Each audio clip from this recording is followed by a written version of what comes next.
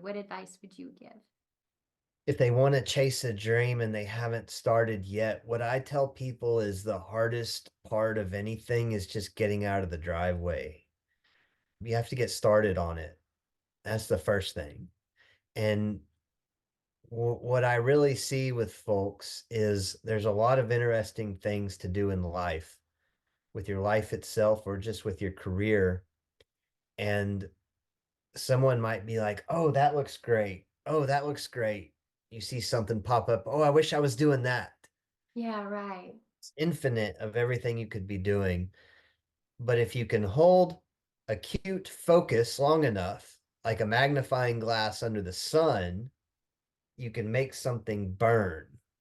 Hi, welcome to Ignite Your Passion with me, Bonnie Lang, where we dive into the stories of individuals who have dared to chase their dreams and create their own paths in life. Today, I'm super excited to have Bud Force as our guest. Bud's journey is a testament to the power of following your passions and embracing adventure. Born in Texas and raised across the expansive landscapes of the American West, Bud's childhood was marked by his family's military travels, instilling in him a deep love for exploration and the great outdoors. After studying journalism at Texas A&M University and serving in search and rescue for FEMA, Bud discovered his true calling in freelance filmmaking and photography. With a knack for storytelling and an affinity for the natural world, Bud has built a remarkable career working with prestigious publications like National Geographic and Backpacker magazine. Today, as the founder of Ultralight Films, Bud continues to push boundaries, producing captivating commercials, documentaries, and short films. Join me as I dive into Bud's captivating journey, exploring his evolution as a filmmaker, his passion for storytelling, and the transformative impact of pursuing one's passions. Don't forget to hit that subscribe button and spread the word about this podcast among your friends. If you know someone passionate about their craft, drop me a message. I'd be thrilled to feature them as a guest. Well, hello, Bud. It is so good to see you again. How are you doing today? I'm doing great. Yeah, glad to be here. How are you doing? Doing good. I'm enjoying the sunshine. I love the sunshine. Yeah, especially after all the rain we've been having the past few weeks. Needed it, but I'm glad it's over for a spell. Absolutely. I don't know. You might be able to see all the green grass back there. It won't be like that in June, July, but Yeah, it's funny. The dead of winter in January, it's green, but by the time summertime comes, it looks like winter again. absolutely. So tell us about yourself, Bud. Where you live, where you are from. I was born in Texas, and that's where I live now. I grew up kind of all over the West. My dad was in the military, so we traveled around quite a bit in Nevada and California and some other states, but we came back to Texas whenever I was 14 and pretty much been here since all around the state. I grew up rodeoing with cows and horses in Granbury, Texas, south of Fort Worth, and went to Texas A&M, studied journalism there, and worked in search and rescue for FEMA after college for a few years, and then eventually got into freelance filmmaking and photography around 2006. And that's pretty much what I've been doing in some form or fashion since then. I was a freelance photographer for years, solely photography, no filmmaking, working for publications like the Dallas Morning News and Dallas Business Journal, and just kept that going. Started working for a lot of outdoor adventure clients, Backpacker Magazine, Osprey backpacks, ski resorts, ice climbing companies, that sort of thing. A lot of travel companies. That all kind of manifested into shooting some stuff for National Geographic and some other larger publications and clients. But then in 2009, I started really taking motion storytelling seriously and have really developed that since then, even more so than the still photo side. So nowadays, I run a production company called Ultralight Films, and we produce commercials and documentaries and short films. We do a lot in the outdoor adventure world still, but we also do a lot in agriculture and like the ranching based industry. And Mhm. then we also produced the movie Cowboys, a documentary portrait on Amazon, which is a feature film about working cowboys that we released in 2019. In addition to all of that, I work in television as a horse wrangler on shows like Yellowstone and Bass Reeves. Where we met, absolutely. Yes, those were some incredible experiences. Let's talk about how you made the transition from rodeoing to joining Task Force One. Yeah, so I rodeoed when I was a kid into college, mostly in high school and college. I rode bulls. Primarily, I had a bad wreck in 1998 where I couldn't do that anymore. And so I was in a wheelchair for about 6 months in a hospital bed for a long time. And so it really pretty much ended that career. And that's when I went back to school.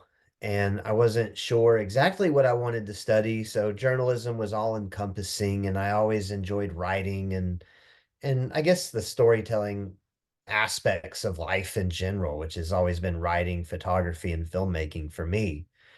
And so studied journalism. The job market was really bad when I graduated in 2003. So when I joined the task force, it was really an effect of this job came open and it was near where I lived and it seemed fitting for me. So I sort of fell into that. It wasn't something I necessarily went out and searched for, but enjoyed my experiences with that in going to deployments like Hurricane Katrina and Rita and Ike and some of these big wildfires and what have you that we've had in the past 15 years. And then, like I say, eventually took that. Well, my experiences there, I started shooting photos of disasters. And that's really where it manifested that I enjoyed working with a camera because I never had before. And eventually that turned into freelance photography. And then it also led to a book, Urban Search and Rescue. Is that correct? Yeah. Yep. Published by Tamu Press. After I'd been to quite a few deployments, I realized the search and rescue culture, at least at the federal level, because we only have 28 teams nationally through FEMA that respond to these big disasters like 9/11 or Katrina or the Space Shuttle Columbia disaster or even international deployments like Haiti. But when these disasters happen and you look at the news, you'll usually see the search and rescue teams, and nobody really thinks about who these people are. Are they the fire department? Who are they? And most of them are firefighters that come from different jurisdictions that conglomerate into these FEMA teams as needed. And so that's what we were. And so going to these disasters, which were incredible visually, that's when I started shooting photos and really trying to develop my skills, in that realm. So did you start taking classes at that point, or did you just, I mean, you're capturing a lot of emotion.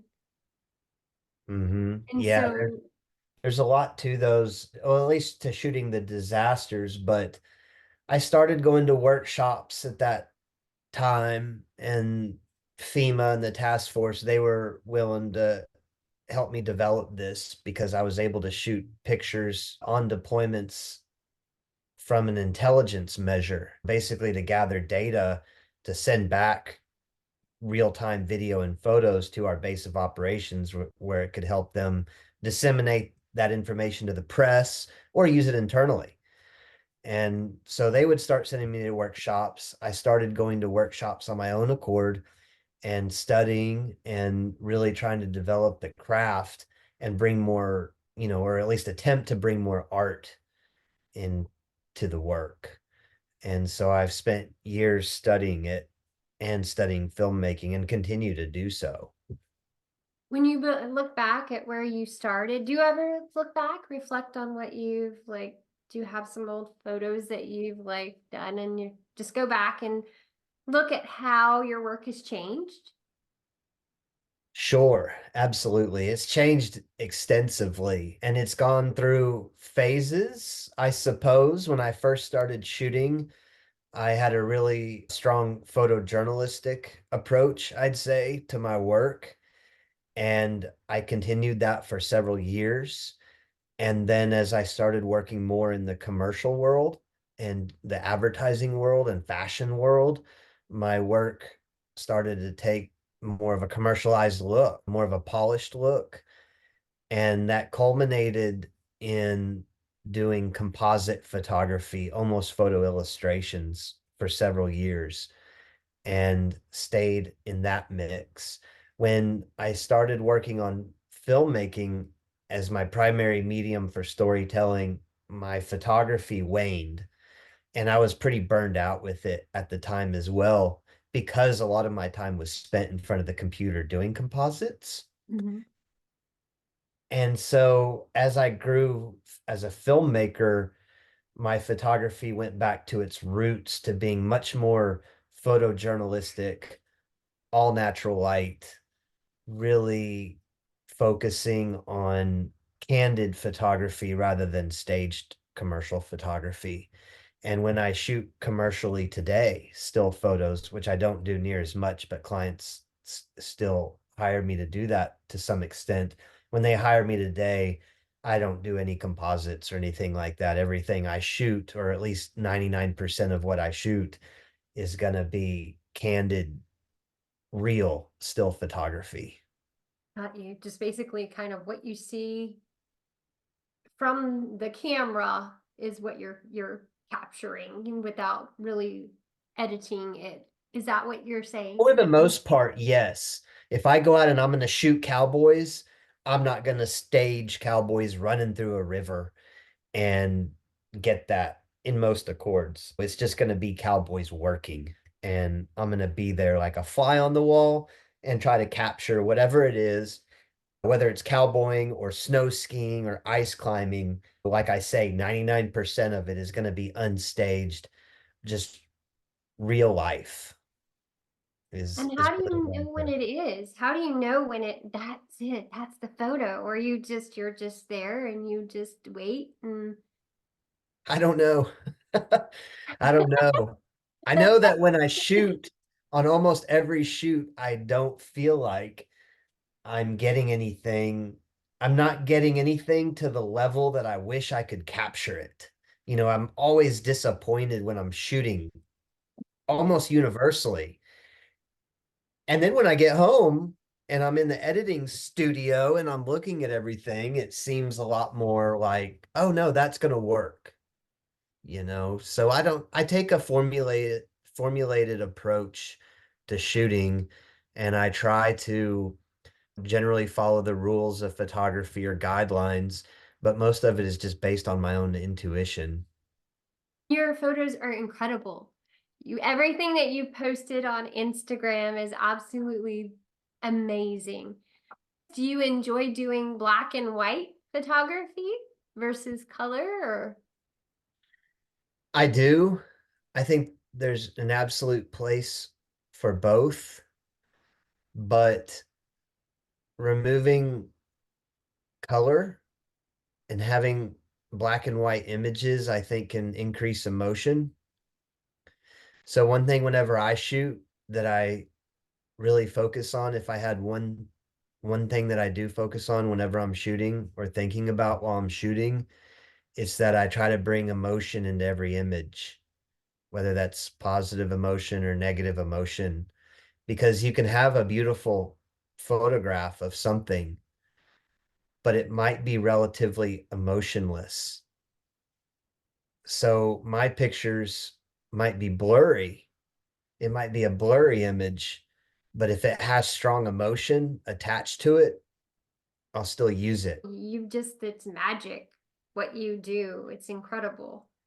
It's funny because my spouse has a Nikon camera, and right now there's like a conference going on, and it's got different speakers on photography. And now it's just got me going because as a performer, he takes the photos, for me. And I'm like, okay, we need to do this. I want a keyhole. But it's such a craft. I mean, everyone thinks you just have your iPhone and snapping pictures but you are taking the photo, you are capturing these emotions and you can feel it. It's just an incredible skill. to acquire, and I don't know how to get that. Well, what I tell people is there's your basic, and like I mentioned before, I call them guidelines instead of rules, but you have your basic guidelines of photography that pretty much everybody's going to recognize. Your rule of thirds, or the guideline of thirds, as I would call it, using leading lines, that sort of thing. In photography, to me, there's only two sides of it. You have the composition side, and then you have the exposure side. The composition side, which is just how you place your subject within the frame, that doesn't change whether you're using an iPhone or you're using the most expensive camera in the world. And composition generally to me is going to trump exposure. So composition is what to focus on. How do you create a, a well-composed image? Where do you place that subject? Where do you place the river behind that subject? Where do you place the horizon line? Do you place it in the middle, on the bottom, on the top? Those are the things you really have to study and learn and practice with. But then in tandem, the exposure side is really important.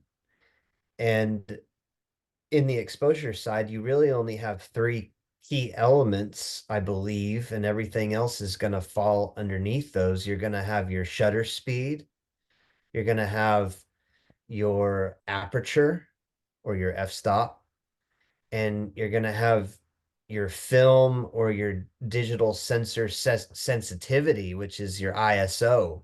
So you're going to have shutter speed, f-stop, and ISO for the most part, working with digital photography. And it's important to learn how those work with one another in order to really improve how you expose a photograph. Because if you have composition dialed in and you feel like you have a good eye, as they say, well, that only takes you so far until you really need to learn and try to master exposure. So when you're shooting a single candlelight in an empty warehouse, or you're shooting an arena that's full of lights, how do you expose for those? But I tell everybody, start with composition and try to develop your eye with your iPhone. That's probably your most important camera because it's the one you'll always have with you. True. Or use your iPhone. And then if you take it more seriously, learn to develop your exposure education after that.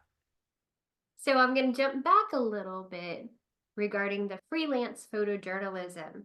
What were some of the standout moments or projects that you worked on? I've had quite a few that stick out in my mind. Probably some of the international projects I've done have really stuck out in my mind. My first projects, like going to New Orleans during Hurricane Katrina, obviously that sticks out in my mind because it was just the Wild West out there. Some of the other deployments I've been to as well.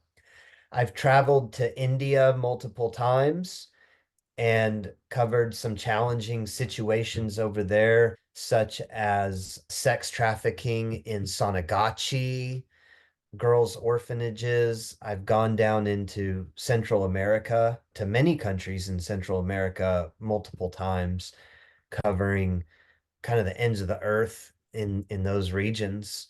And so the different adventures we've had there have of course stuck out in my mind. On the western side of things here in the States, filming cowboys on the biggest ranches in America that still run full crews of horseback cowboys. Social media has changed that to some extent in that they're getting savvy and they're on social media, so it's not as much of a secret. But even 5 years ago when we were filming it, it was a lot more closed off. And so being able to go and see that before it was broadcast to the world, through social media so prevalently, That really sticks out in my mind too. Do you share some more insights from making the film and your role as a co-director, producer, and director of photography? Yeah, you bet. So John Langmore, incredible photographer, still photographer, shoots mostly like a film and has the book Open Range by Twin Palms Press. John Langmore and I co-directed Cowboys. And then Felicitas Funke is our third partner. She's a German-born filmmaker who moved to the States about 30 years ago, and she was our creative producer. Myself and one of two other guys, Tito West or Hank Wisrow, we filmed the motion side of things. We flew all the drones and all the video that you see in the film, and then the still photos John shot. But we spent 2 years creating all of the content for the movie, traveling around for a week to 10 days to 2 weeks at a time. We would go to these different ranches. We'd travel to Montana and Wyoming in the dead of winter to show what it's like to cowboy in blizzards and those types of, that type of environment. We'd travel to Arizona in the summer, and we just wanted to show the full scope of what it's like to be a cowboy on these big ranches, and not just the work itself, but also who they are. What does their life actually entail in regard to their family and taking their kids to school and all of that, just show that they're real people who drink Coca-Cola just like the rest of us. And so it was interesting, on a number of fronts, seeing the different cultures within the cowboy world. And of course, meeting all of the interesting characters you might imagine you'd find out in the remote vestiges of the American West, the remaining mountain men type folks, if you will. How could someone see that film? It's currently out?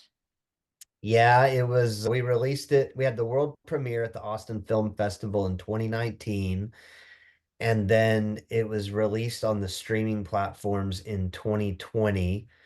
It's on Amazon Prime, for sale or rent on Amazon Prime, Apple TV, iTunes, as well as Apple TV, Google Play TV, Vimeo on demand, quite a few. Okay. And then internationally, it's distributed in Germany and France under Arte and a few other broadcast outlets. There's so many things, so many accomplishments that you've had. I keep bouncing back and forth, but it's incredible. So, how do you balance between directing and being a cinematographer in your projects? And are there any challenges or advantages in wearing both hats? Sure. Yeah, a lot of projects that I get hired to direct, they also hire me to be the cinematographer, or what we'd probably call the DP, or director of photography. So usually when clients hire me, they're going to hire me to be both director and director of photography. I have a unique shooting style, good or bad, but the people who hire me want that shooting style oftentimes. Every now and then I'll be hired solely to direct, and I'll hire a DP to work, and we'll tackle it with that formula. But as far as wearing both of those hats, I enjoy it. It doesn't change it too much for me. I think coming from the still photo world and then moving into filmmaking, rather than a lot of filmmakers just go straight into filmmaking, I took the minimalism of still photography into my working structure of filmmaking.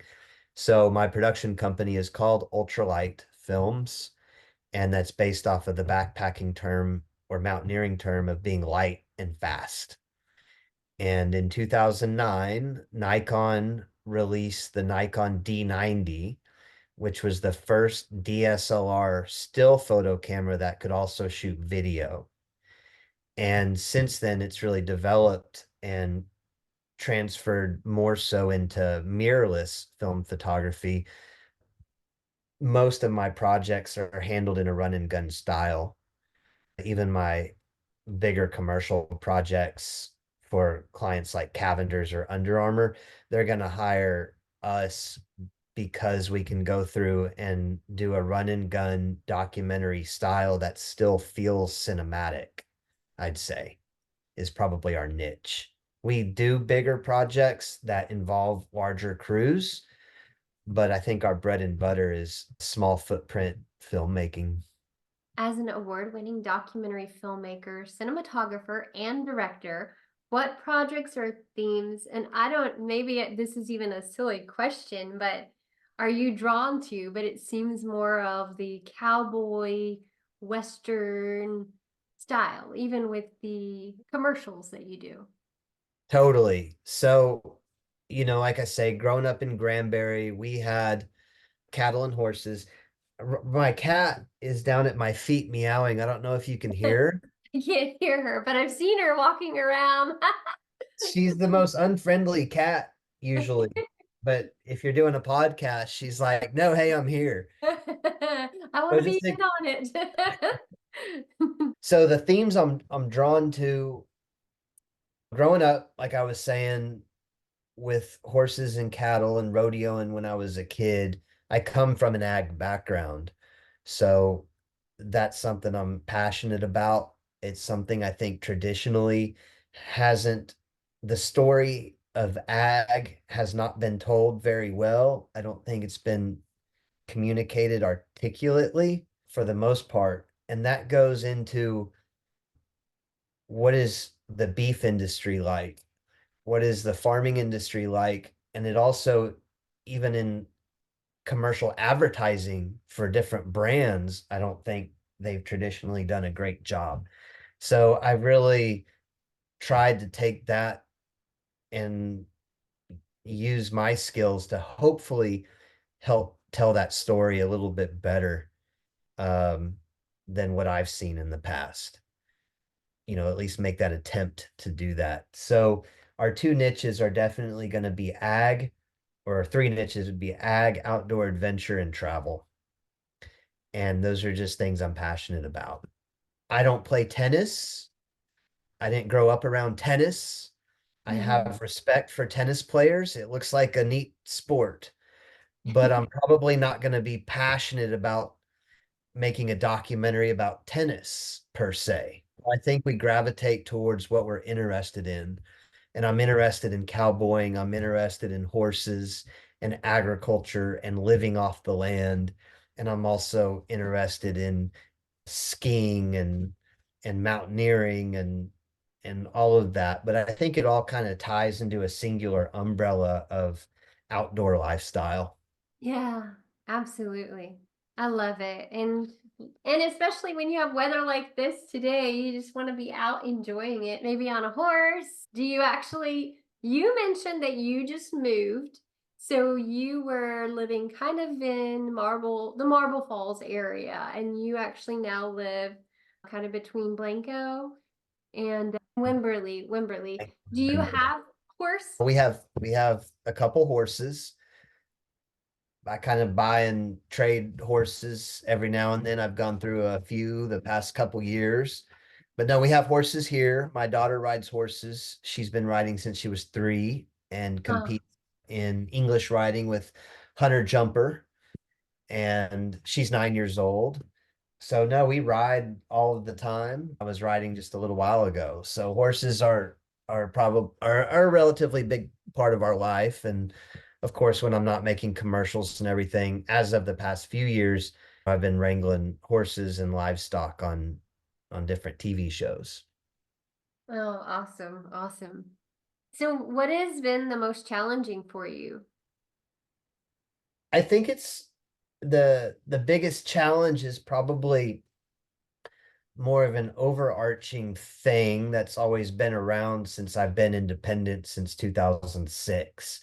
And that's that you are an independent contractor for the most part. Even though I own a production company, it's being a small business owner.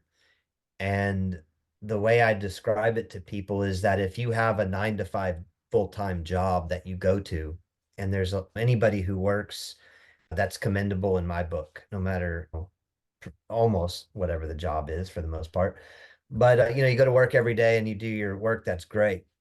But if you have that 9 to 5 full-time career that you go to, there's probably a baseline of performance that you have to adhere to. And as long as you make that baseline, you'll keep your job and you're going to have a paycheck coming in every Friday or whenever it is. And you're going to have Right. your insurance and your benefits. Okay. Yeah, and it's secure in theory. You feel secure with it and doing what I do, and I'm totally used to it now because I've done it for so long.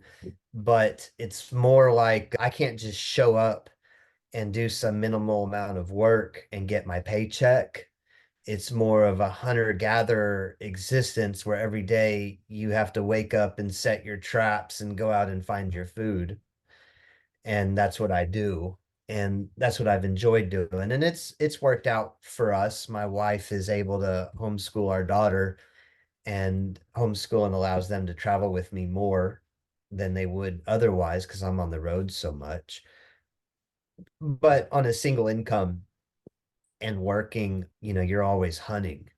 And so I would say the biggest challenge is just always realizing that whether you have a 6 month mode of survival or a 12-month mode of survival, or you have enough to survive for years, at some point that ends. And so you always have to be working on something to make sure that you can continue your lifestyle.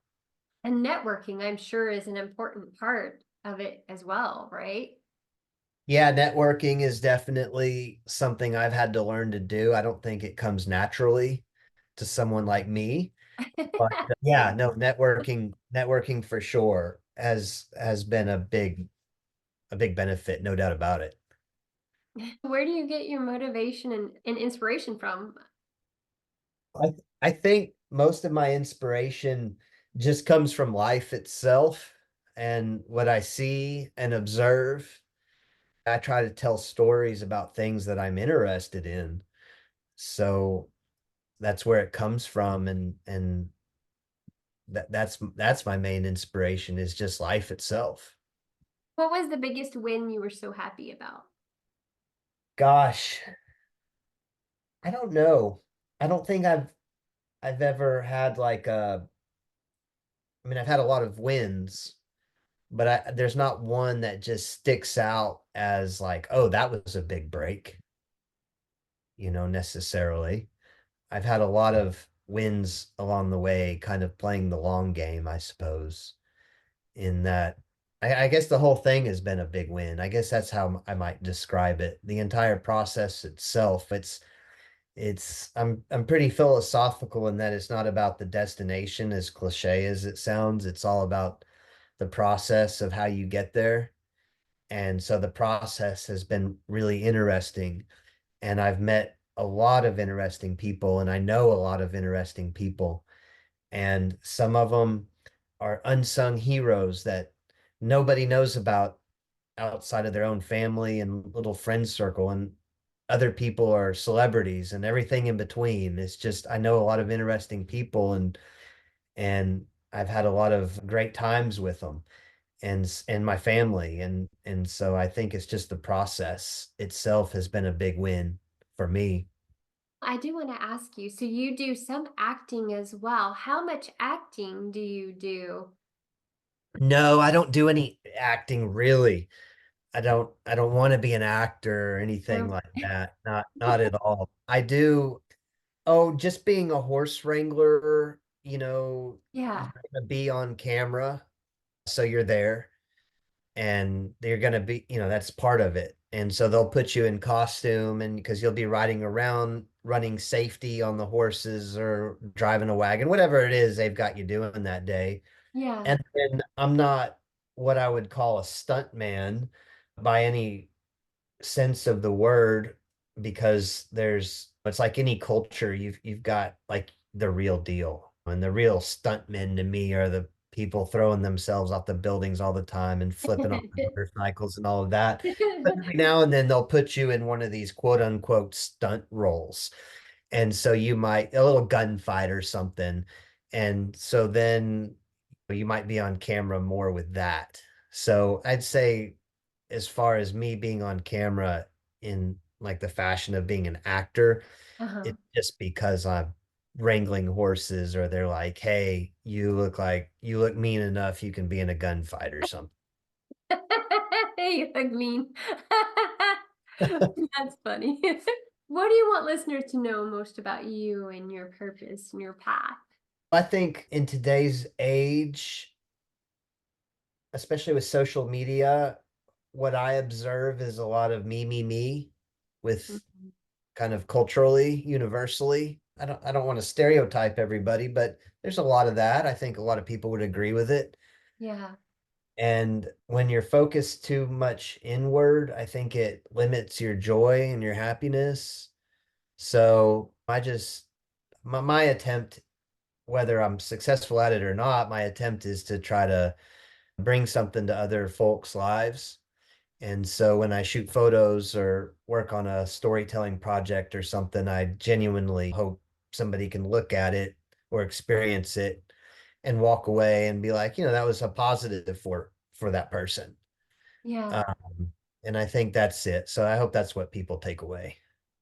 beautiful. And if someone is wanting to chase a dream and maybe they haven't started yet, what would you recommend that they do? What advice would you give? If they want to chase a dream and they haven't started yet, what I tell people is the hardest part of anything is just getting out of the driveway. You have to get started on it. That's the first thing. And what I really see with folks is there's a lot of interesting things to do in life, with your life itself or just with your career. And someone might be like, oh, that looks great. Oh, that looks great. You see something pop up. Oh, I wish I was doing that. Yeah, right. It's infinite of everything you could be doing. But if you can hold acute focus long enough, like a magnifying glass under the sun, you can make something burn. But if you're moving it around all over the place and you're not holding focus, nothing's going to happen. It's wasted. So I really learned that when we started making Cowboys, because that was a multi-year project and we had to really hold focus for a long time. And while we were making it, there were other things that popped up that I wanted to go do, but I couldn't if I wanted to finish that project. Yeah, And so I think it's getting started and then finding out what that thing is and focusing on it long enough to achieve it. absolutely. Where can listeners find you online? I guess my Instagram is just Bud Force, my name, like Air Force, BUDFORCE. And then my main website is budforce.com, and that includes several of my film projects and commercials that I've done. It was such a pleasure just getting to chat with you. And thank you so much for taking your time out of your schedule to be here today. And I'm looking forward to putting this out. It's super inspiring. Well, I'm glad you think so. And I'm glad we were able to make it work and that your husband is doing better. 'Cause he Absolutely. had the heart problems. Yes.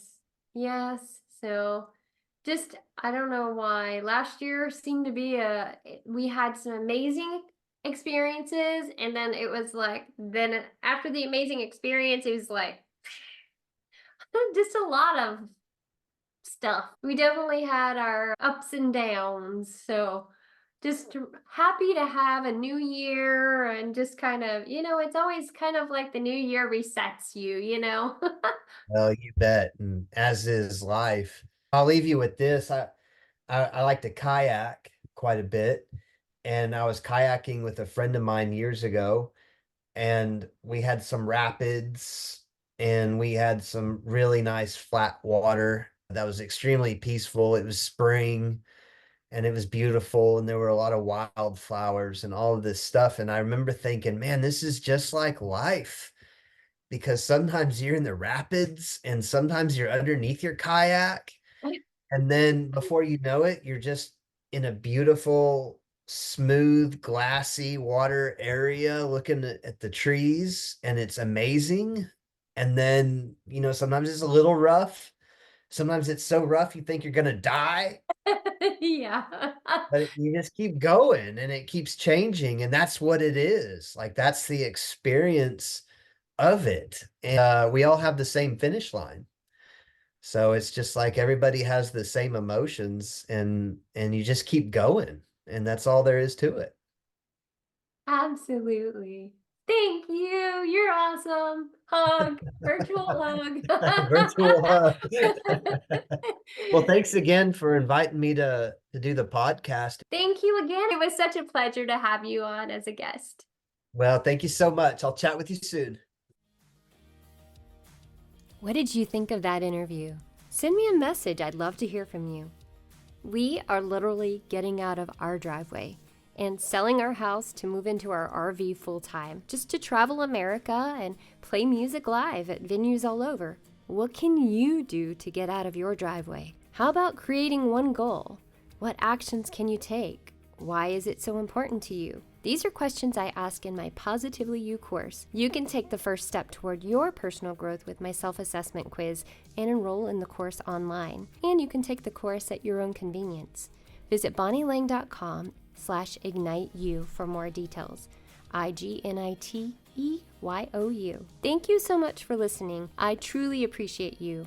I hope you find as much inspiration in these interviews as I do. Remember to hit that subscribe button. If you or someone you know is deeply passionate about their work or you have a topic in mind for discussion, send me a message at bonnie@bonnielang.com. Wishing you an amazing day, dear friends. Sending you peace, love, happiness, and hugs.